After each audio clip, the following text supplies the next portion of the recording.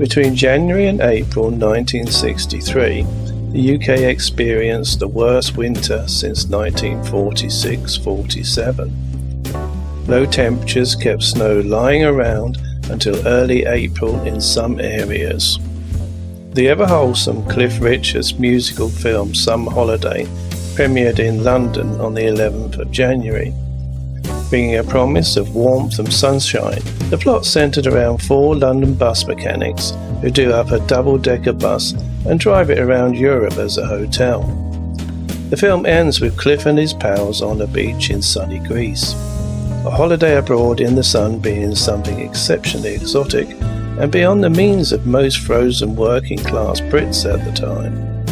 Coincidentally, the Beatles released their second single, Please Please Me, on the 11th of January, which reached the number 1 position in both the New Musical Express and Melody Maker charts. Just as Cliff's Summer Holiday was being premiered, that must have felt like a cold wind of change for Cliff's summer holiday.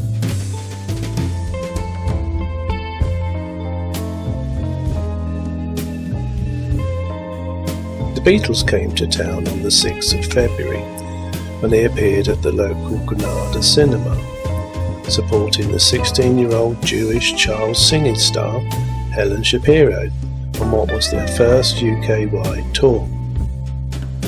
5 days later, on the 11th of February, the Beatles recorded their debut album Please Please Me in a single day at Abbey Road Studios. My townfolk didn't have to wait long to see the Fab Four. They returned to the local Granada a month later on the 12th of March. This time they were the support act for American singers Chris Montez and Tommy Rowe.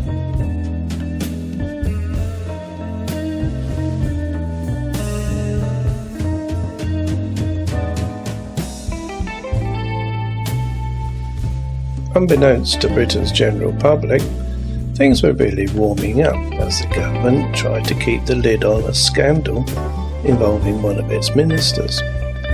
Having just survived one spy scandal, Harold Macmillan's Conservative government were about to experience another.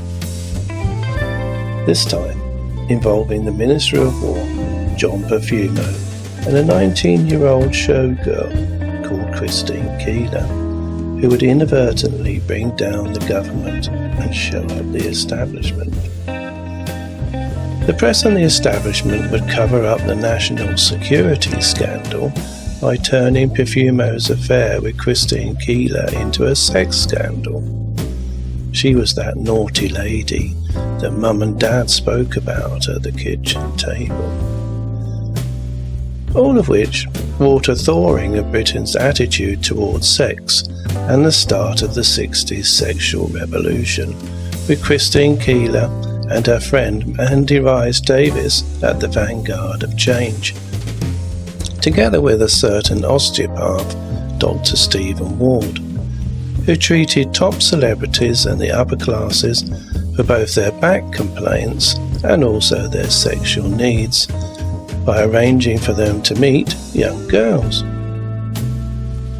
While some of the British public were openly talking about sex over breakfast and their morning papers, the Beatles were still on safer ground and would take, until November before they talked about wanting to hold a girl's hand. On the 22nd of March, the Beatles released their debut album, Please Please Me, exactly on the same day that Profumo made his no impropriety whatever speech to Parliament, claiming he had never had sexual relationships with Keeler. Which he did actually. Christine, it emerged, was also bedding a Russian spy at the same time, causing a security crisis at the height of the Cold War during the Cuban Missile Crisis. Her two lovers were introduced to Christine Keeler at Lord Astor's Clevedon House by Stephen Ward, who rented a cottage in the grounds for next to nothing.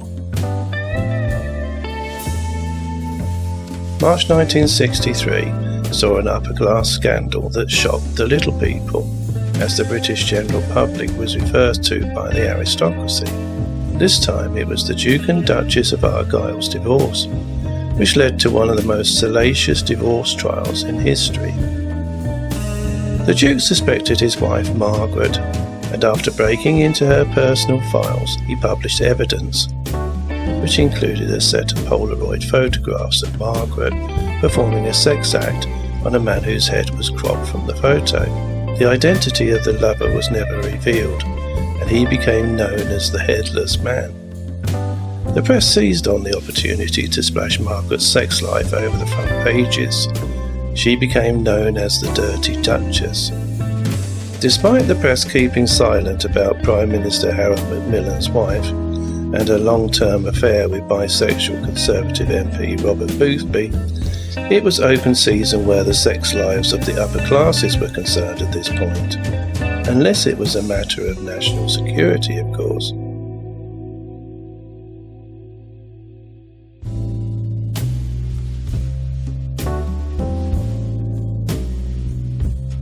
After initially being slow to realise the financial potential of the teenage market in the 1950s, the established media didn't miss any further opportunities in the 1960s.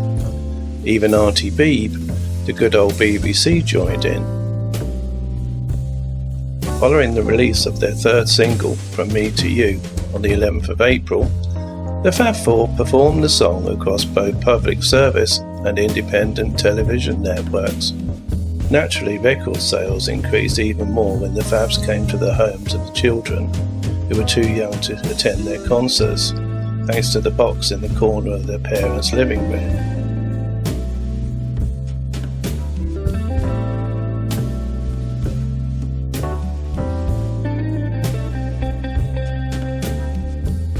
On the 15th of April, 70,000 protesters, with more than pop music on their minds, arrived in London, having marched 50 miles from the atomic weapons establishment at Aldermaston to demonstrate against nuclear weapons. The march was in response to the British government having just signed off on the Polaris nuclear missile agreement with the United States.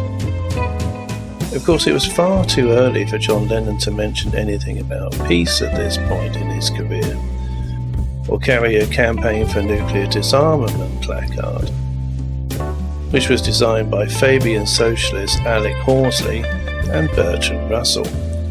The Fabs were far too busy being Fab after all, and John was occupied, playing his new role as a father, whilst keeping mum about baby Julian.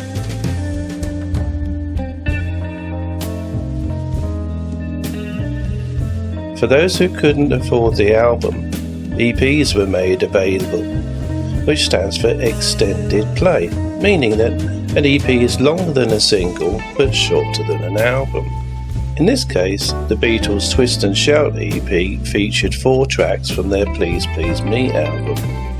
The EP was a clever in-between product that filled the gap between the cost of the single and the album, enabling teenage fans to buy an affordable slice of their idol's output with their newly gained disposable income. The Beatles sold 800,000 copies of their Twist and Shout EP, and it was in the chart for a total of 64 weeks, having spent 21 of those weeks at the number 1 position. The BBC gave the establishment's approval to the Beatles when the group made their first BBC television appearance on its 625 show. Coincidentally, or maybe not, it was the BBC's Swingin' Sound 63 concert, held at the Royal Albert Hall, that brought Paul McCartney and actress Jane Asher together, with her invitee, DJ David Jacobs, sat next to her. Jane was photographed screaming at Paul and the other Fabs performing on stage. Well, that's how it was back then, when the fairy tale romance of the 60s first began.